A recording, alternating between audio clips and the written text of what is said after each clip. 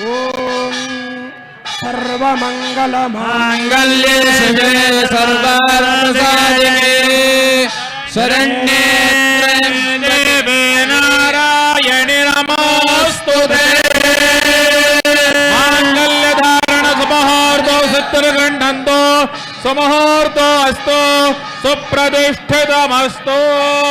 तदेव लग्नं सुदिनं तदेव ताराबलं चन्द्रबलं तदेव विद्याबलं दैव बलं तदेव लक्ष्मीपदेयुगं स्मरामि। मांगल्यधारण मुहूर्त सुमुहूर्तो स्वित्यन गृह्णन्तु सुप्रतिष्ठितमस्तु।